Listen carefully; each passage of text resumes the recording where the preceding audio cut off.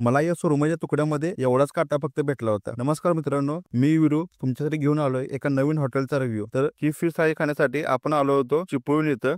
चिपळूणमध्ये हॉटेल तृप्ती खानावळ इथं आलो होतो।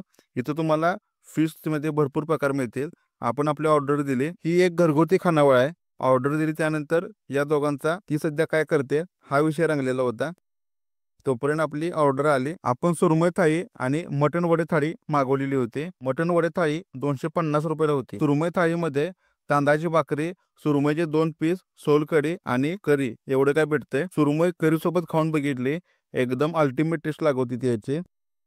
सुरमई थाळी 430 रुपयाला होती। आणि इकडे होती मटन वडे थाळी। मटन वडे थाळीमध्ये वडे, मटन आणि करी येत असत्या, याची पण टेस्ट चांगली होती। कशा येतो एक नंबर मासा, एक नंबर आहे। सुरमई सुरमई एकदम ताजी होती आणि आतमधून एकदम मऊ आणि वरून कुरकुरीत अशी लागत होती। जी कोकणी ऑथेंटिक पद्धत आहे मासे बनवायची, तशा पद्धतीने हा मासा बनवलेला होता। याचा संपूर्ण व्हिडिओ आपल्या YouTube चॅनल विरू लव याच्यावरती टाकलेला आहे, तो पण तुम्ही जाऊन बघू शकताय।